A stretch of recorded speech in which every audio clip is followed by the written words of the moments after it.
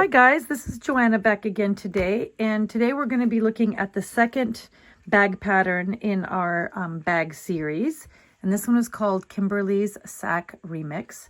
If you look on the back of the pattern, you'll actually see the original of this was made with a layer cake, so you can, and those instructions are in the bag as well. You can make one with a layer cake and just use all the various pieces, but this time we have refreshened the pattern, added a whole new set of instructions, and we're doing it with one of the patchworks from the Denim and Daisies collection. So as I did with the other tutorial from last week, I've basically prepped all of my pieces. I find that in bag making, the thing that gets really overwhelming for people sometimes is all of the little things.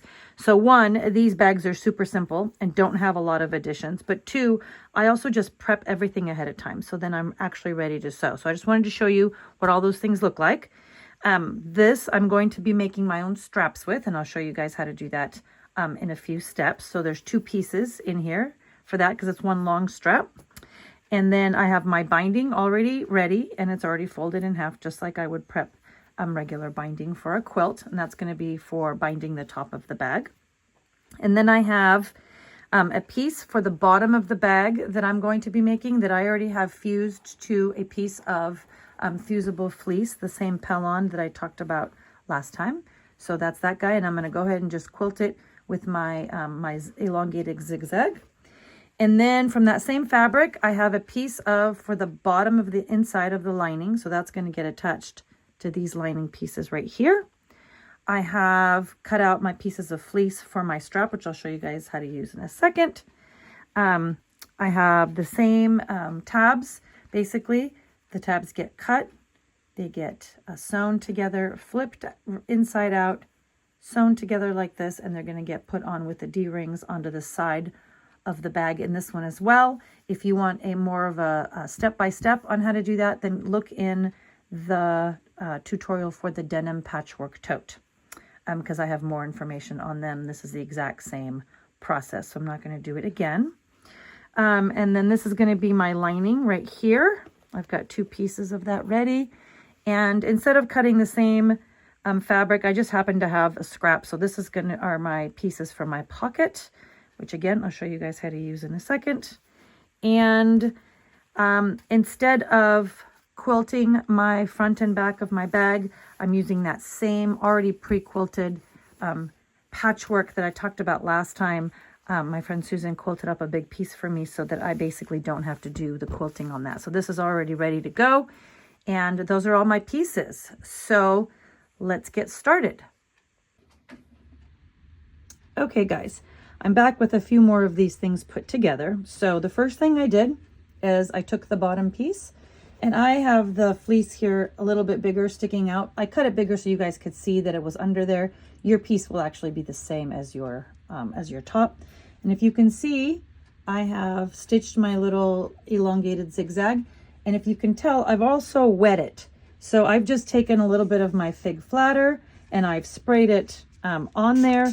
It helps to kind of scrunch it up a little bit, and then I just steam press it a little bit so that it dries, and that will give me the bottom of my bag, my outside bag. So I'm going to go ahead and trim that up once I'm done off camera, but that's my bottom piece, and that's going to go on basically in between my front. So it's going to be that, and then this guy's going to go there, and then the other side of my bag is going to go on the other side. So it's going to go bag, bottom, and then bag.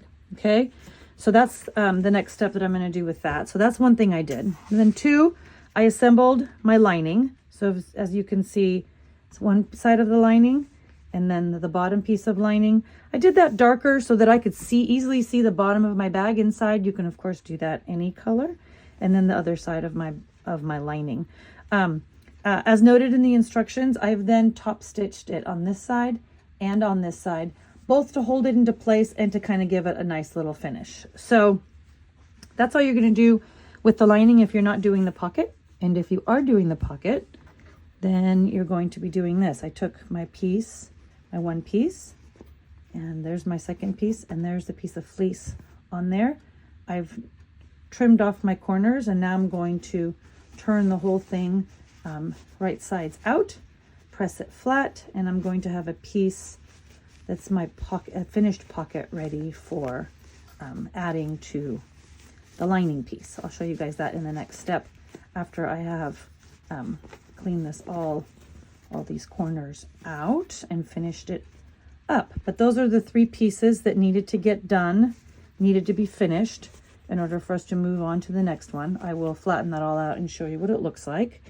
And the other thing that I don't think I showed you in the first step is I had already prepped this. If you're doing the loop, I'm actually not going to do the button or the loop on this because of the way that this bag works, where it just kind of flops over. I never loop it. And so I know for my own purposes, I'm not going to do that, but I wanted to show you how to make it in case you are. This is just like the bag strap handle. It's just tiny. So it's basically a piece of fabric that you have folded in half, and then you've opened it, and then you've folded each half back into the center, and then you've closed it. I have this all closed up with clips so that it doesn't unravel, and that's just what it looks like. It's basically 2 folded edges on one side and then the fold, and I'm just going to top stitch it closed right down here all the way down so that I have a little tiny little piece that I'm going to then use, or I could use for the loop. I'm not actually going to use it, but I'm going to show you guys what it looks like. So that was the other piece that I needed to finish. So let me go and clean some of these guys up, and I'll be back in a second. Okay, the next couple of steps are done. Our strap is finished. So I stitched it on one side all the way down, both to close it and to give it a little top stitch. And then I continued to do the exact same thing on the other side so that it looks even. So honestly, you can barely, I mean, if you look like this, you can tell this was the folded side and then this is the closed side. But it just looks pretty much like a finished strap, and it's so much easier than turning a tube. I've trimmed it up to the size that I want, and that's ready to go for the next step. Now, I've also sewn the bottom to the top and to the back of my bag, and then I've top stitched it right here on this side as well as on this side for a nice finished detail and to keep that nicely flat. So this is now folded over in half so that I can match it up. And I've done the same thing with my lining. My lining now has my pocket in it, and I'm going to line up the bottom, and I'm going to line up this all the way across. What I'm looking for here is to see if anything has shrunk during sewing. Now, a little bag sewing trick is that if you now trim off about a ½ inch off the top of your bag, when it comes time to turn the whole thing inside out, your lining will be a lot less bulky inside. You can't really trim it very well on the inside. You could at a slight angle, but that's like a whole nother step. So it has to still be exactly the same size here in order to fit when you're sewing. But the whole piece here can be a tiny bit shorter so that it fits nicer when it's time to assemble your bag. So that's what I'm going to do. I'm going to line this up, make sure that they're the two, and I'm going to trim a ½ inch off of each of these sides so that my lining piece ends up being a tiny bit shorter than my outside part. Okay, and that's my next step. Let me go ahead and do that. Okay, so I just quickly wanted to show you guys what it looks like. Here is my lining bag. So it's right sides together. That's on the inside. Okay, and I'm going to be making my little corners in a second. And the same thing with the outside part. It's all stitched together on the sides, and all of it is inside like this. And the next step we're going to be making is the boxed corners, which I did show in the other bag, but I'll show you guys again here in this one. So we'll be doing that in a second. We'll be basically taking the side, making sure it's centered in the middle, folding it over to find a corner, and measuring over our designated piece to create the bottom box. And we'll be doing the same thing on the other side. So if you want a little bit more info on how to do that, again, look in the Denim Patchwork Tote tutorial, but it's the same process here.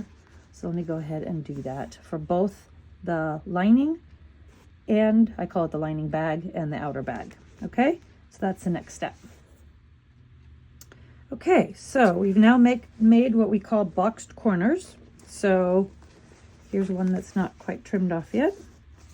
There it is. I opened up the seam for a little less bulk. I sewed my stitch line. I back stitched on both sides. And now I'm just going to cut that part off. And this part is already done. So that's what the bag bottoms look like. And we're going to do the exact same thing here with the lining. Part just comes off. I've already stitched this one off, trim a few threads. And now what we're going to do is we're going to put one inside the other. And so you're going to take your lining bag. No, that's not right. See, sometimes I have to figure this out as I go.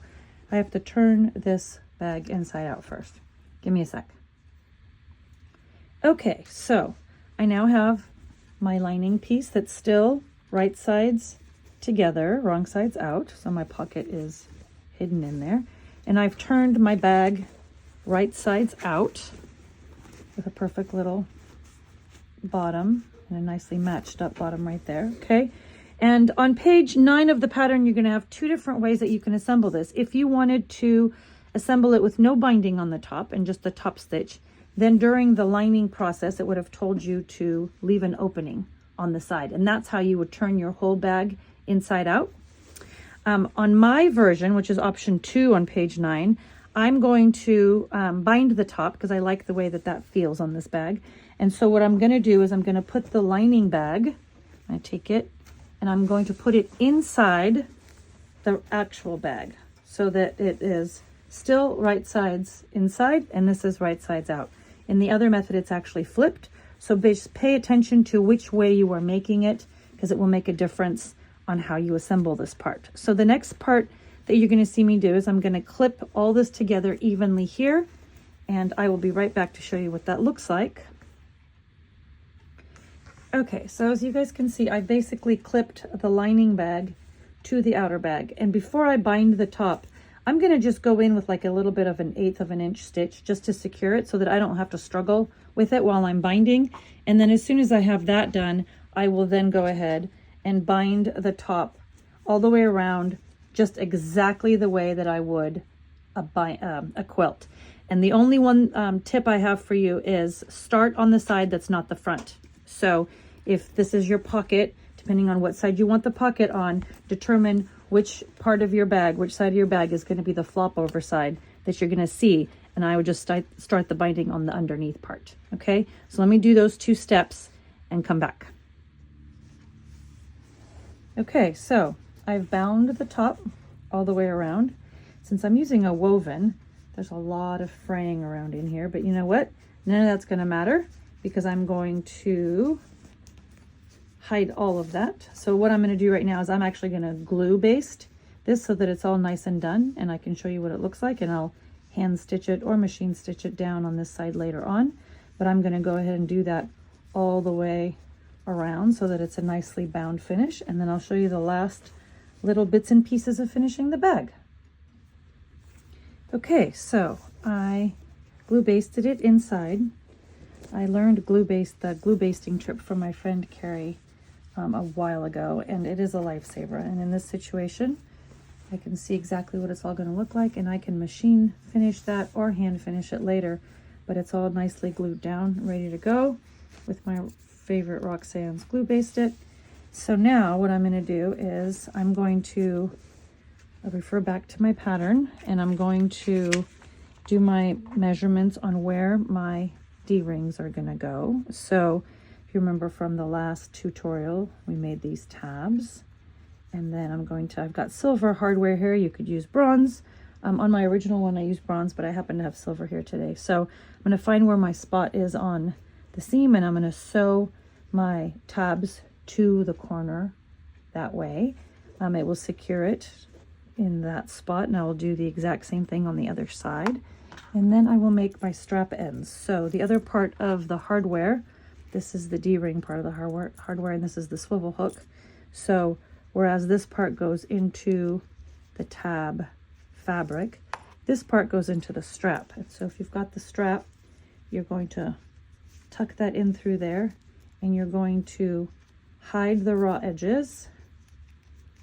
And usually I go up a little bit, and the directions in the pattern show you or tell you how far up.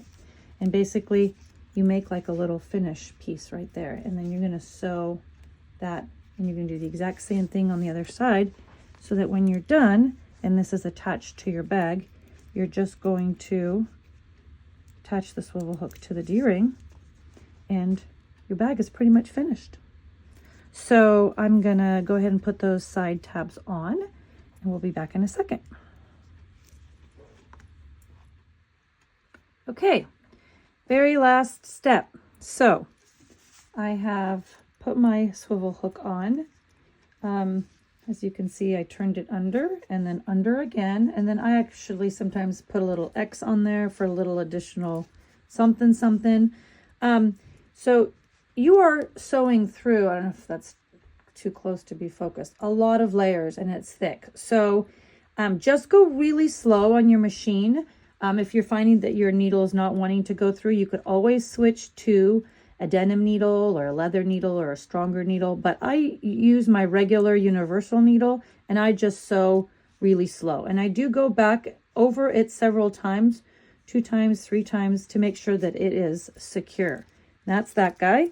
And I've put my tabs on the side, centered on the seam with this part, and then all that's remaining to do is clip that on there, and then flip my bag over and enjoy it. So that's what it looks like. There's the side of it.